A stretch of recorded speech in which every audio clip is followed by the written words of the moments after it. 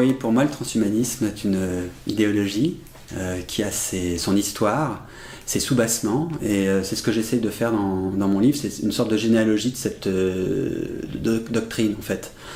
Elle propose une idée de l'homme, et elle en détermine elle détermine les manières que l'homme a de devenir. Voilà. Selon une idéologie qui me paraît très, très claire. Alors, c'est une histoire qui commence avec le New Age aux États-Unis, mais qui finit par s'opposer totalement au New Age, c'est-à-dire l'anticonsumérisme, la contre-culture a été convertie dans une sorte de fonctionnalisation à notre société consumériste justement et technique. Le transhumanisme propose un homme qui s'adapte, qui est performant, qui est rentable, en fait, qui correspond à toutes les valeurs de notre société ultralibérale.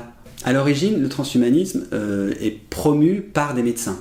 C'est toujours présenté comme un progrès médical. D'accord. Mais ce progrès est comment dirais-je, développé, mis en pratique dans tous les autres domaines de l'existence. C'est-à-dire que si vous avez à la carte l'homme de demain, vous avez les manières dont il va se comporter amoureusement, familialement, professionnellement, et ce qui a l'air de s'intéresser stricto sensu au génétique ou au médical, au fond, a une influence sur tous les domaines sociaux de la vie d'un homme.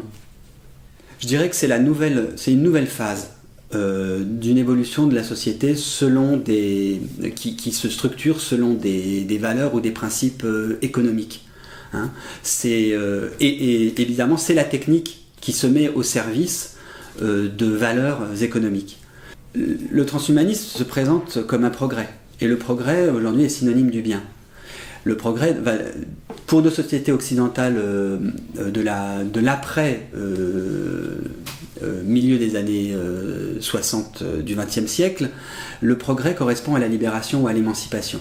C'est-à-dire que le transhumanisme se veut une libération et une émancipation de tous les postulats naturels de l'homme. C'est pour ça que je questionne en fait ce progrès-là, cette libération-là. Je conviens tout à fait qu'on est à un moment de mutation, que le technique et le biologique sont en train de fusionner. Par contre, je questionne la manière dont on veut programmer cette évolution, dont on veut la définir. Pour moi, la vie, ça reste du domaine de l'aléatoire, de l'impondérable, de la liberté, et à éradiquer toute idée de hasard, de chance et donc de malchance, de fatalité, on s'en prend à ce qui pour moi constitue la vie humaine, c'est la liberté.